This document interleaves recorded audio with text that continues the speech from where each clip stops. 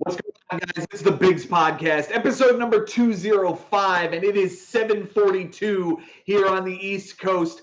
All of the games have finished for the day. All of the dust has settled in week 22, and we've got ourselves 6 teams headed for the playoffs. We're going to preview those matchups that are likely to happen, barring some sort of ridiculous glitch in the Matrix.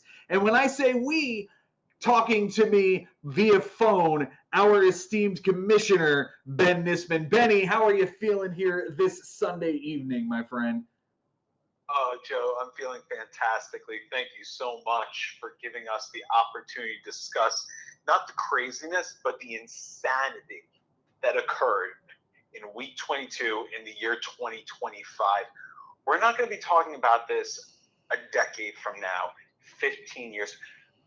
It's possible over 20 years from now, we're going to be discussing the nonsense. Listen, man, when we talk about things that have happened in week 22 that have put us in a realization that, wow, we're actually happy. Things are happening because this happened in week 22. This is going to be another one of those weeks, man. This is going to be another one of those discussions because of those storylines. There are so many, and we're going to get into as many as we can. We hope we don't miss anything, but it's just unbelievable what happened.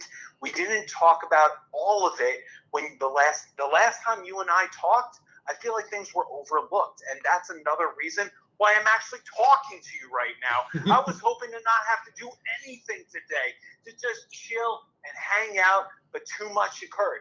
There was just too much that happened in week 22 in the year 2025. We had to break it all down. So please, as always, my friend Jo Schubert, please, as always, lead it off for us, my friend. Let's get going. It is Henry Collins' world here this September 7th. We just walk among him as he comes back to make the playoffs, down 5 games in week 22.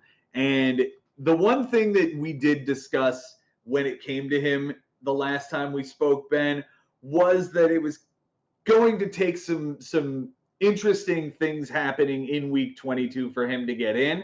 But the one thing that I think we overlooked, and I think you agree with me here, we didn't really discuss how he's done over the season when it comes to his matchups against opponents. So let's discuss that before we discuss exactly what happened here this week. 100%, man. And I think when you say interesting things, you're actually understating it a little bit. It's the magic that happened. Okay. Yes, of course, he needed help from other people, and we'll talk about that later. But there's nothing short of something miraculous that occurred for Henry that had to occur in the final 7 weeks of this season, and it all happened in his benefit. This was something special.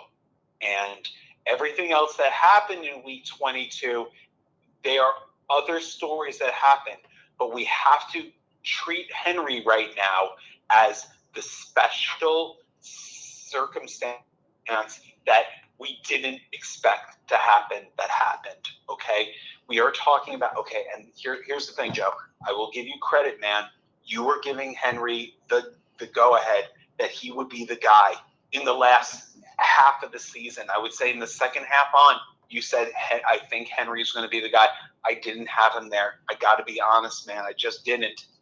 I stuck with what I said. It is so hard to get into the playoffs in this league. And the fact that he had already done it in his first 2 seasons, I did not expect that to happen again. I called it before the season started.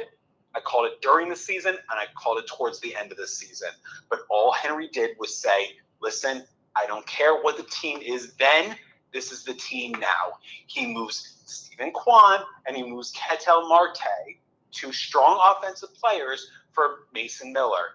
And you know what he says? Okay, now this is the team. He moves Bassett off of his team for Duval. He says, okay, now this is the team. It doesn't matter what happened then. All that matters is what is happening now. And in the last 7 weeks, Henry Collins blew us all away. At least me, Joe. And I'll give you a ton of credit, man. You were calling it for a long time, but I just didn't see it happening. I think the first 3 years in this league, and don't forget, 2023, 12 ads. For the last 2 years, it's been 10. He has made the adjustment. He is still in the top 6. It is nothing short of incredible. It is time to stop talking about this guy as just another manager. He is now, for me at least, he has taken on the pseudonym of TRD. And when I say TRD, I'm not talking about the Tom's River Diner, okay? We're talking about the real deal. That is what this guy is, okay? There's nothing, I can't even put into words what this guy did. He forced me out of his seat to start talking about it. It is all about Henry Collins tonight. My friend, you could not have said it better than you just did.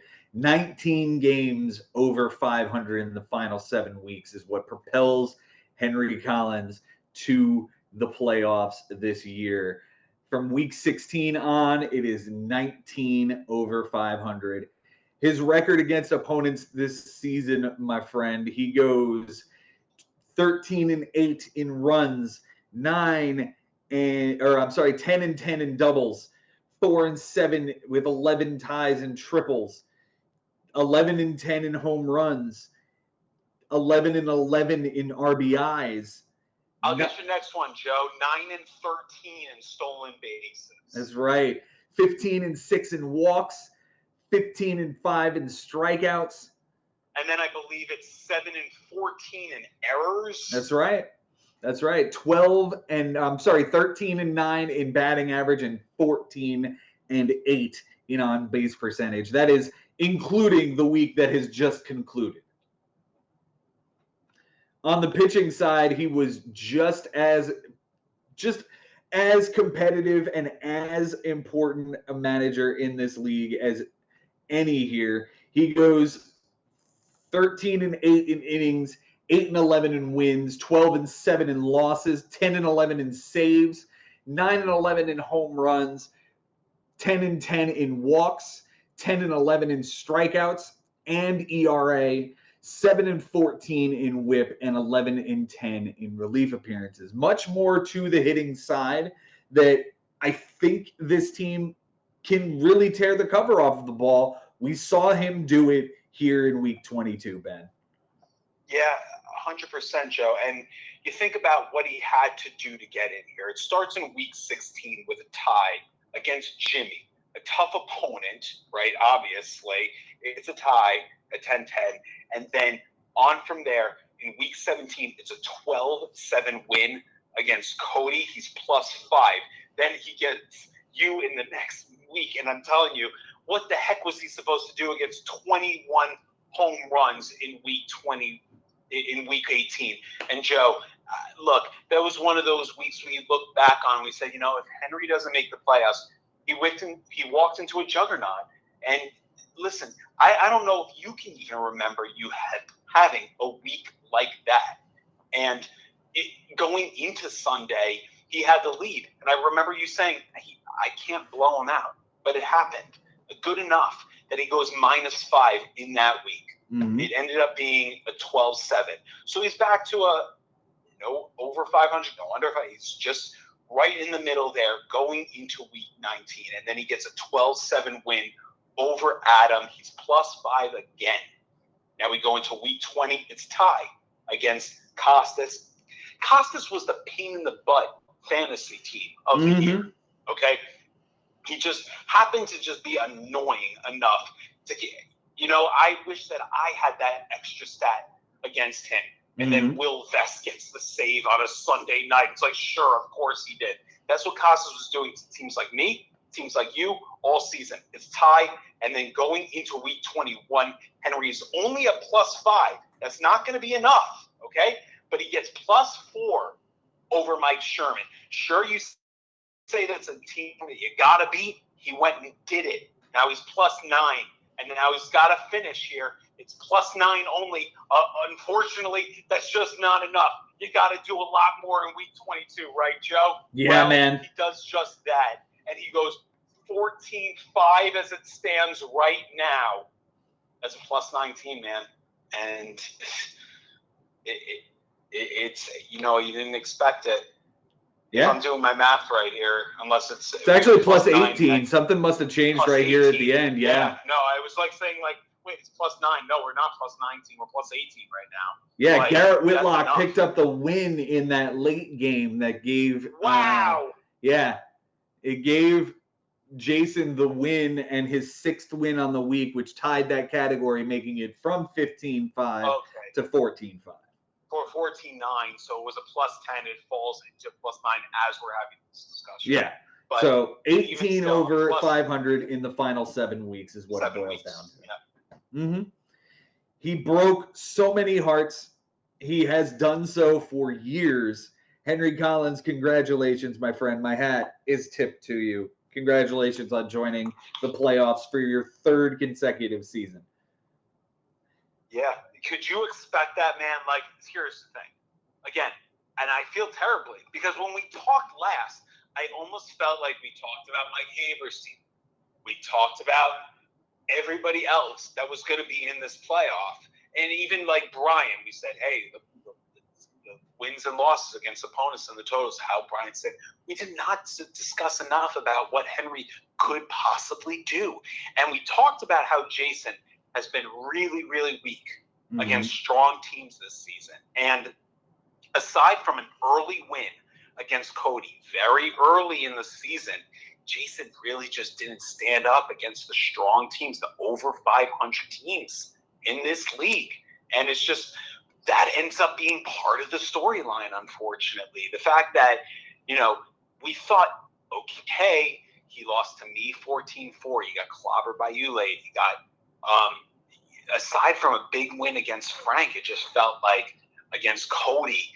Again, Cody's team was so insane that week, but right before that, he just got demolished. I think it was something like 16-4 or 15-5 against Jimmy. Yep, 15-4 against. He goes 15-4 against Jimmy.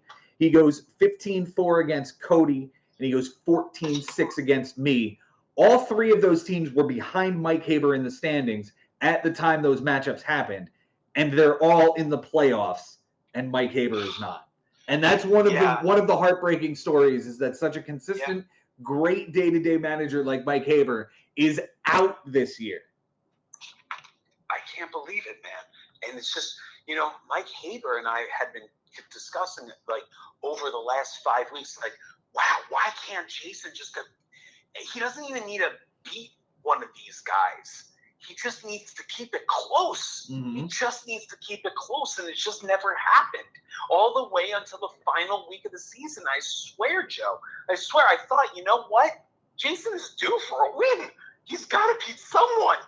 Not only did he not win, not only did he not keep it close, it's a plus 9. It's a plus 9. And it's the difference between making the playoffs and not.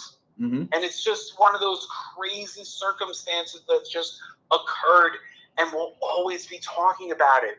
Because as much as we want to say the highlight of tonight is Henry Collins, regardless of every decision that he has made over 22 weeks, and even prior to it in the draft, and thinking, you know what, I didn't target enough relievers, or I might have given off too much offense when I went to get Mason Miller, or too much pitching when I went in for Doval. Regardless, this is the team. This is the team. And Mike Haber couldn't do anything about it. Because, look, as good as his week was against me, I believe it was in week 18 against me, and he had the lead every way till Sunday, and then all of a sudden, that just happened. It wasn't week 18. It was week 17 prior. 19. But somehow 19 against you, 11-7. The 11-7 beating you put on him? Yeah, that was week 19. Week 19. Yeah. Thank you. But he has a 296 batting average that week. Okay? He loses the matchup even though I batted 219 because we both had 27 runs. and I had just enough doubles. I had 12 to 10 in doubles. We tied in home runs, and my ERA was 4.02 to his 4.89. And look, dude, it's just kind of crazy how that just happens. Mike Haber has been the model of consistency for so many years. How many years has he not made the playoffs? We can talk about the weird year in 2017 when we still had 21 or 14 ads for how many ads we can make in a week. Mm-hmm. And the year 2020, which, I mean, I didn't make the playoffs. He didn't make the playoffs. 8 teams made the playoffs. We had divisions that year. It's a little bit different. But other than that, it's Mike Haber in the playoffs. So it's just what you expect to happen. Mm-hmm. And when we went to sleep tonight, Mike Haber was in the 6th spot. So things needed to happen in order for Henry to go and get this. Or should we say, Frank needed to do this and that in order for it to be taken away from Brian Lebo. Or Josh Haber just needed to do enough when he really didn't have much to play for, when he knew he could just use his ads and delegate them towards the semifinal. So many different scenarios, so many different things needed to happen in order for what we have occurring to occur. So it's so special, man, because like I created this and I didn't know there would be so much magic that could occur. So many hearts that actually could be broken, like so many days and weeks that could be changed emotionally for a person because I created this thing back in 2005. For me, it has been nothing short of intensity day after day. This was such a special season, man. There's so much more to get into. So I'll stop just blathering, and I'll give you the floor. Yeah, man, let's talk about those hearts that were broken. Mike Haber, he was 9 games under 500 in the final 8 weeks, drops from somewhere around 3rd or 4th all the way out to 7th. Brian Lebo was 1 game under 500 in the final 7 weeks, just sort of played steady Eddie and was trying to get in, but ran into a problem in Frank Bucco, who tried his damnedest to make a miracle happen. It was 16-1 on Friday, and I will talk so much more about that matchup tomorrow with Jason. But he played 2 games over 500 in the final 7 weeks, did Frank. So these guys were right around each other, playing each other incredibly hard. I loved that Frank and Lebo got to match up in the final week with a playoff spot on the line. Yeah, and you think about the history of these two. In the year 2022, it's not that long ago, man, Brian Lebo actually needed to play hard enough to knock Frank out of the playoffs to make sure that Ari gets in as the 6th spot in week 2020, in the week 22, in the year 2022. So now it's a little bit of payback, right? Only 3 years later, Frank. Here's the thing: when we talked, the last time we talked, man, we talked about how Frank was not going to not try. The fact that if he's even if he's not in the consolation bracket, this guy is fixing his lineup. Okay, so you can rest assured that he was going to try as hard as he could to get every damn stat. And in the year 2019, he did his best to knock James McCloskey out of the playoffs. And he came about a stat and a half short, I believe. But this year, he can make a statement. He can say, hey, remember 2025? We all thought Brian Lebo was going to the playoffs, right? No. I stepped in week 22, and I stopped that from happening. And Henry is going to playoffs 3 years in a row. Now, a lot of it, I got to say, dude, you have to give him the credit. Henry went and got this. Oh, yeah. But he did need help. He did need something from Frank. He needed to not roll over and say, okay, I know mathematically it's done basically, but I'm going to play. And Frank can, rest his shoulders and say, you know what? I did something. I did something to change the story. And Henry owes a bit of gratitude to Frank Bucco. Now, look, it turns out to be, 5 or 6 stats between Henry and Brian. Mm-hmm. So it's a significant amount, but it's not nothing. It's not nothing. And Frank is part of that story now, man. And it's just, that's special. If Frank, and here's the thing, I know Frank is frustrated right now because in the last 3-4 weeks, he thought he had a shot, and it just happened to be that, in week 20 when I played him, an 11-8 final, it kind of put that to bed.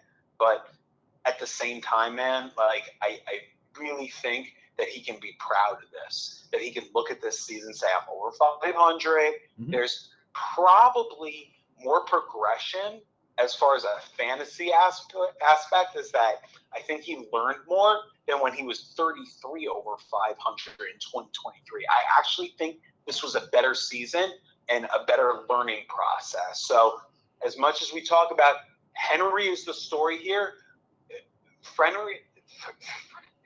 has to be part of the story right now, because right now, like, that to me shines bright in the fact that Frank did what he had to do to be part of the story. Absolutely, man. It was an incredible week 22. We are going to talk so much more about it tomorrow night with Jason Ashby. I can't wait to dive into it. It's not the only piece of news I think we need to address here. We have to address the issue that happened in my matchup with Chris Levy. And Chris Levy missed the minimum in the final week. Man, 2 outs. Just needed 2 more outs, right? Mm-hmm. Could you imagine? Like, everything was going so swimmingly this season, right?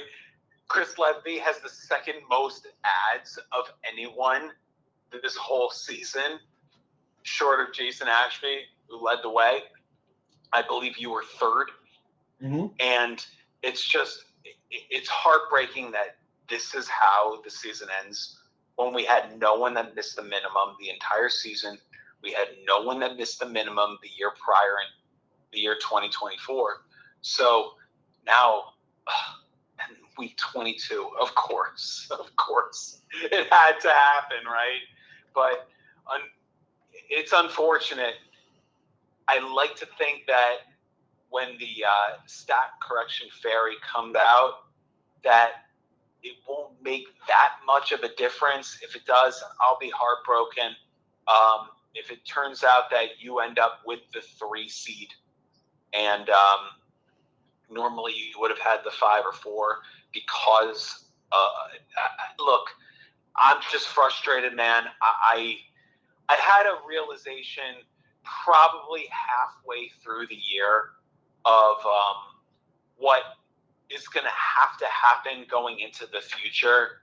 But week 22 kind of solidifies my decision on that nothing is bigger than the bigs, and missing the minimum, there really shouldn't be any explanation or justification on how to miss the minimum. There's so many opportunities to make the minimum that I'm just, listen, man, I try to have a great day today. I wanted to have an amazing day today, because today is a celebratory day.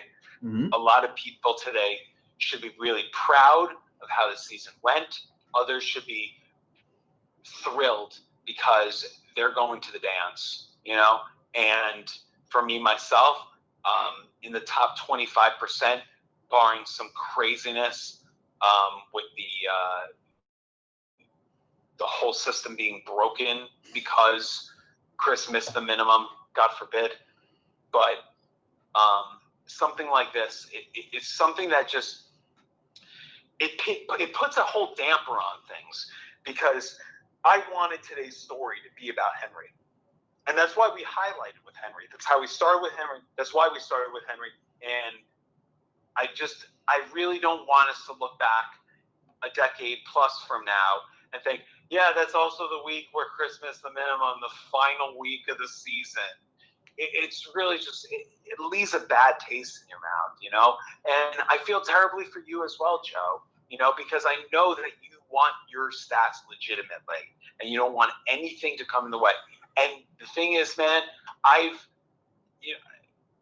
I've been absent on times where it was time to discuss things like Mason Miller's trade needing to be reversed, things like that needed to be talked about, and I wanted it to not even matter. At the end of the day, I want to say, that extra stat or whatever that you got, yeah, you're still in the 5, you're still in the 4. It didn't really matter, and all is said and done. And I can think about it in my existential view and say, it wouldn't have mattered regardless. But now, alas, because the inning minimum was missed on the final week of the season, I have to think about it all the way till 5, 6, 7 a.m. when Yahoo decides what the hell is supposed to happen. It's a wild finish. I don't think, as of right now, we've done the math. At worst, I moved from the 5 to the 4, and I'm still playing Jimmy. Yeah. I don't think it moves me to the 3. But realistically, I think it's just going to leave me at the 5 regardless. Yeah, if that happens, Joe, and everything that's ensued for 22 weeks, it would be something special to just look at it and just be like a little blemish. Just nothing that really, really matters. And you say, like, yeah, it happened. It was week 22. We'll always remember it. But it didn't really make a difference. That's the goal. That's the dream for us to kind of say, you know what, this is different than the year 2023, where someone missed the minimum twice. Mm-hmm. Twice.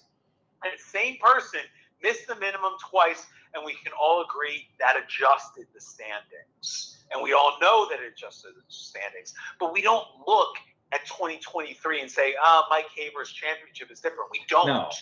So if that's the case, then I think something like this, we can forget about it. The standings exist the same way. The same guys are playing against the same guys, and we can move on and just enjoy week 22 as it was, week 23, 24, and 25 as it's going to be. Well, let's talk about week 23, my friend, and talk about the playoff previews as they stand right now.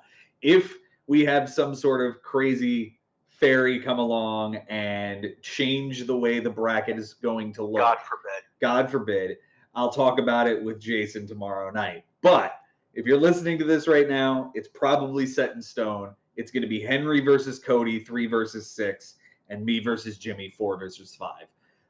The one thing I want to talk with you about, Benji, is the fact that in 2020, you predicted the entire 8-man bracket to a T, to me and Frank in the finals, and Frank beating both James McCloskey and Uncle Barry in the first 2 rounds. You had the whole thing set. So let's do it again. Who do you got in the first round? Henry versus Cody, and tell me why. Okay, so let me just start by saying that Henry Collins batted .329 with a .424 on base percentage. He threw to a .306 ERA and a 1.06 WHIP.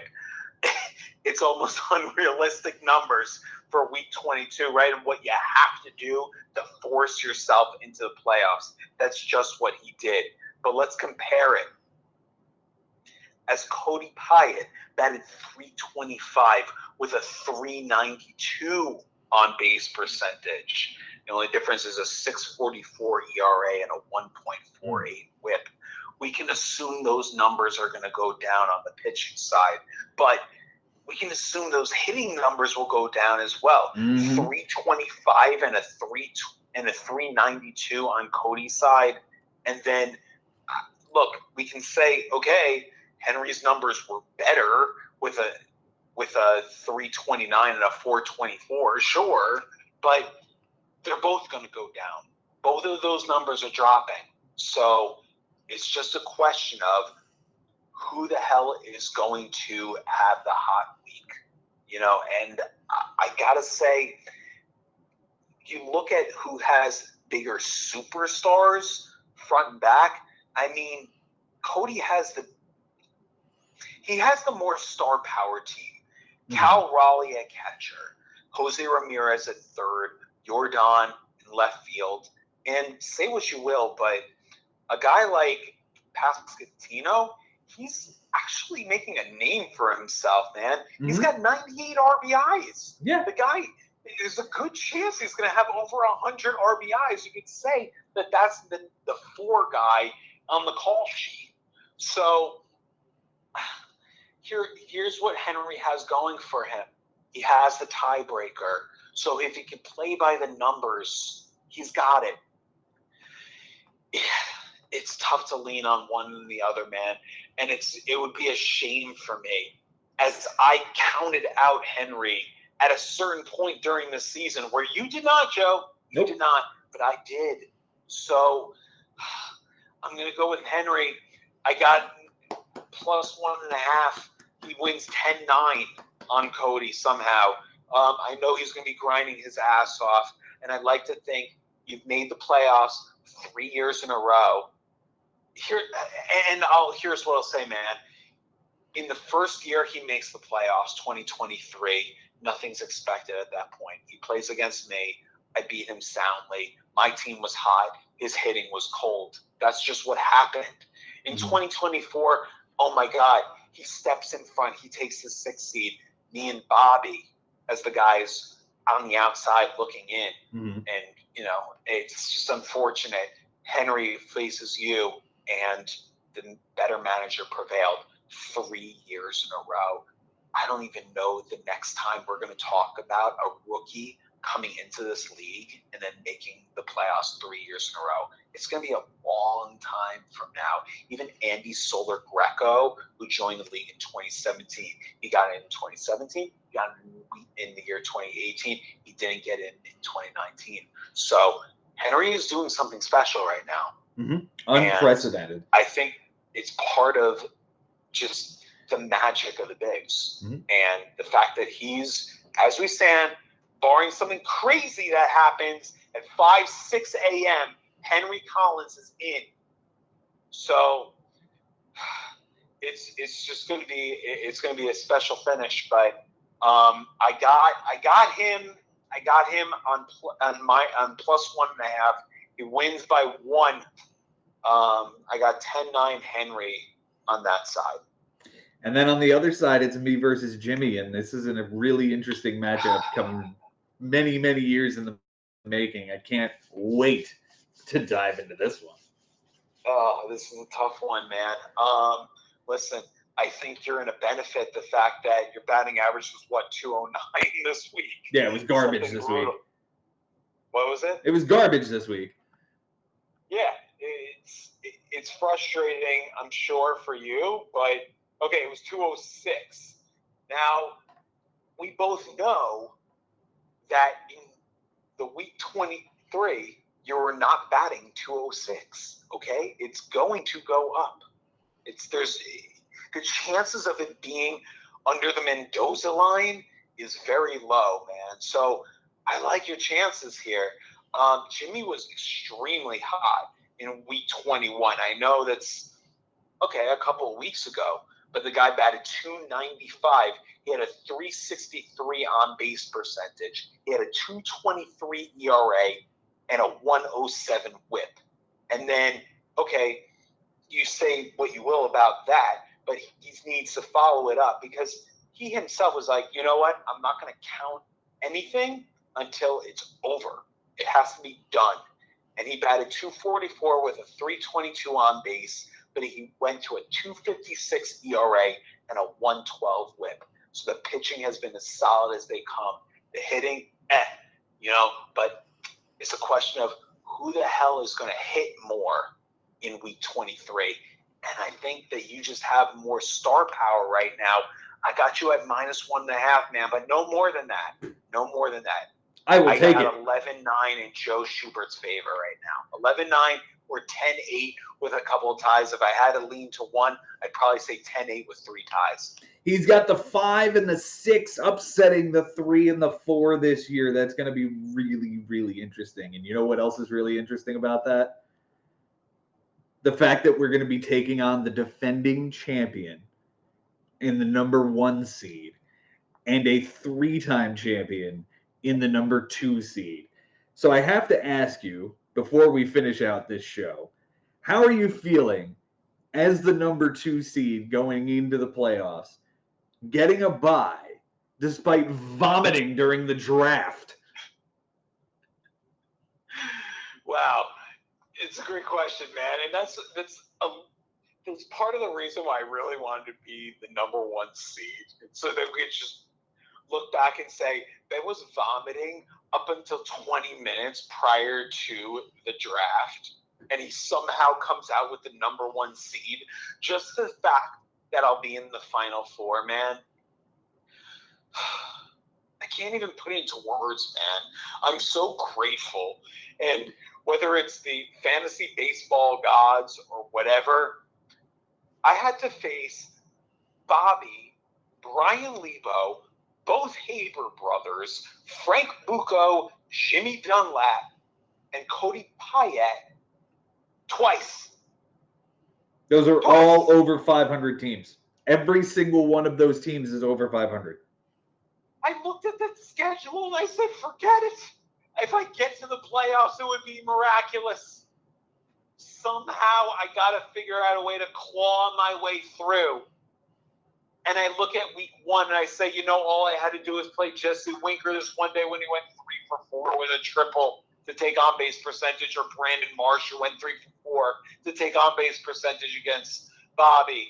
Or when I faced you and all I needed to do was play Luis Angel Acuna to get that stolen base, or against Henry. And, you look at it now, Henry got in, but I remember chatting with you and saying, I think I got to play Brandon Nimmo today, and he gets that stolen base that would have mattered. Or the triple by Will Smith against Henry when I wanted to avoid errors that would have made a difference. Or against Brian Lebo when I said in the Sunday night game, I don't want to risk whip, so let me sit Christopher Sanchez. That would have flipped ERA. Everything that came to this point, man, I'm stunned. I'm stunned that I'm going to the Final Four. And I got to tell you, man, I didn't see it coming. Even when I was on a hot streak and I went, 11 weeks in a row without a loss, I didn't see it coming. And in week 22, when I'm facing Cody and I say, for some reason, I don't think I'm going to hold 9. I need to hold 9 in order to get it. And I didn't see it coming, man. And because we look at my team and you see, Bryce Harper, he was on the IL for how long? And he's not really having a Bryce Harper kind of season. We know that Luis Ariz is not walking home with another batting title. He's not the same, even though he had 21 strikeouts or whatever he has right now. Or Nolan Arenado, that I moved Seth Lugo and Josh Young, a 2-for-1 for. Arenado's not even on the team anymore. And that the outfield has been put together, and for whatever reason, Buxton and Adele are part of the outfield now. And Santana holding it down with this, 225 batting average at best as my utility. The old man mascot. Man. What's that? The old man mascot of the team. Yeah, he's just there, And Sanchez and Suarez, and to a great extent, Evaldi, with obviously a long stint on the IL, but he was still there, and he was still making his presence when I needed a start from him. Sean Manaea didn't show up until right before the All-Star break, and he's been awful. Yeah. Josh Hader disappearing as a guy that could get me save opportunities. Finnegan now as a guy that cannot get me save opportunities. So many different things that were a major issue, and I had to kind of figure out a way to just mitigate the damage just to get to this point. And Cody had me sweating because at freaking 5:30 in the morning on a Friday, he's picking up Max Scherzer, and I'm like, really? Do I really have to work in week 22 just to get this goddamn bye? Yes. He made me work for it. And alas, here we are, man, and I'm just grateful, man, because whether I was the number 1 seed or the number 2 seed, I really would have signed up 25 minutes before the draft, getting listen, I don't even remember the last time I was that sick. Mhm. And I'm sorry that has to be part of the storyline, because it's probably the third or fourth podcast we talked about me getting sick right before the draft. But you and Frank were witnesses to something that was very unrealistic and something that just probably, God forbid, happens again. It's just so random. It had nothing to do with alcohol. It just happened.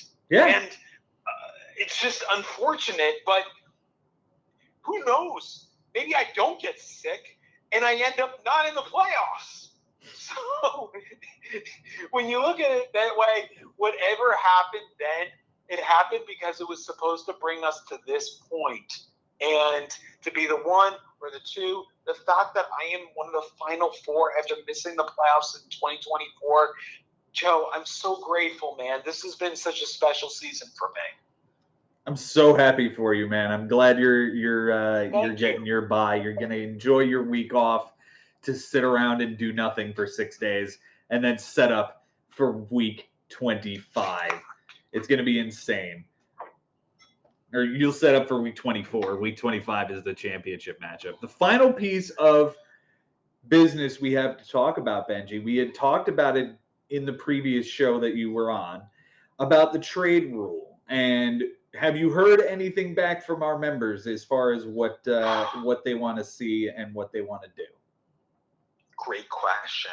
I've actually have heard some things, some that are very much in for this democratic system, that we need to have a vote to decide how we're going to go about this. It's complicated, obviously, and we talked about it last week when we said how many vetoes do we need in order to veto a trade? Like, how many guys need to vote against it? Of course, we have the deadline, the time constraint on what we need in order to make it legitimate. But also, we need to talk about who's allowed to make a trade and who's not allowed to make a trade. And there hasn't been a finite number.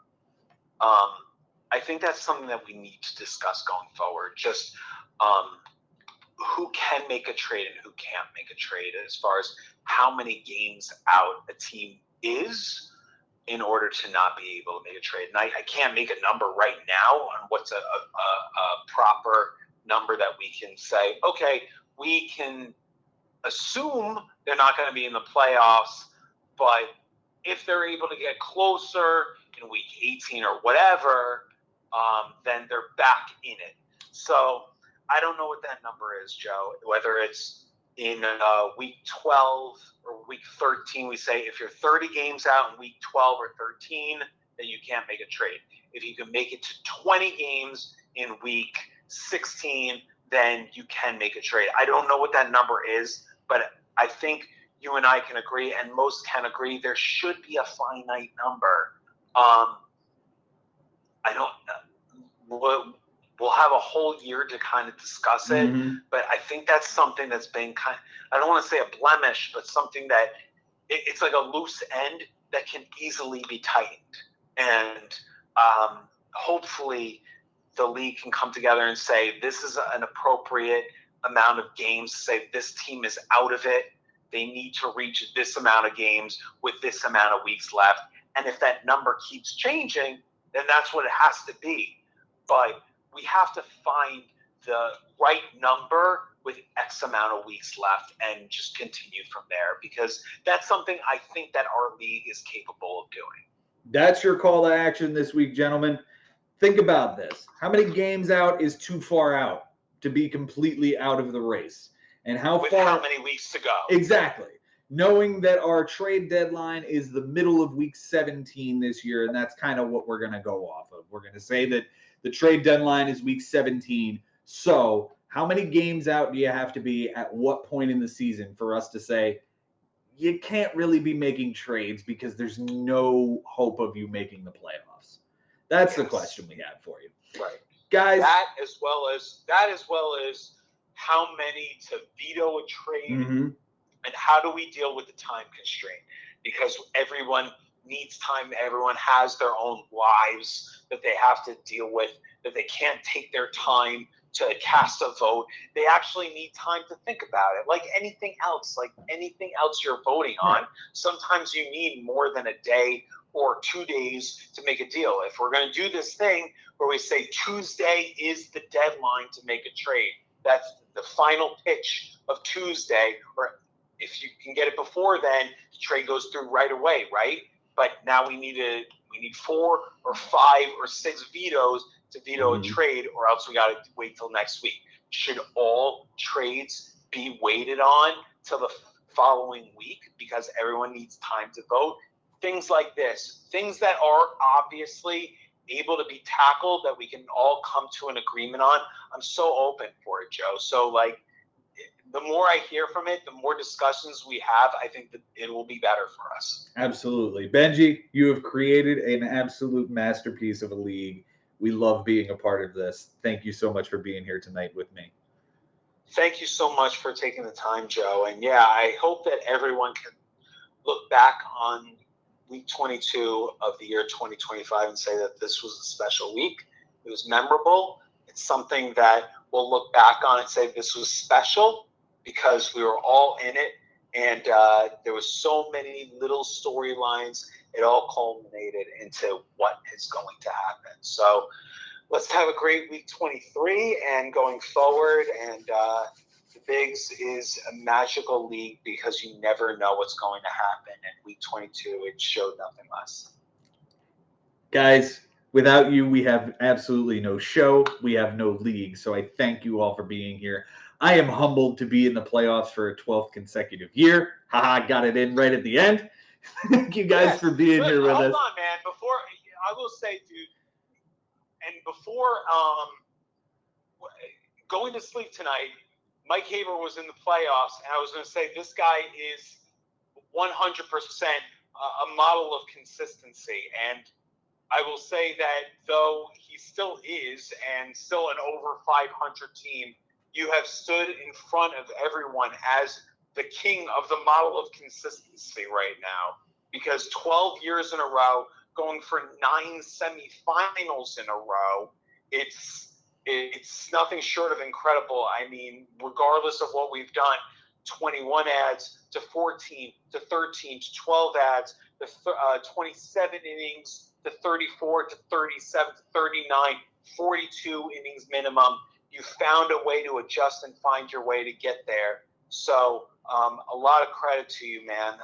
You are one of those guys that you have to look at and say, maybe we're doing something wrong. We got to do something that Joe is doing. So congratulations to you. I do not want to leave that out.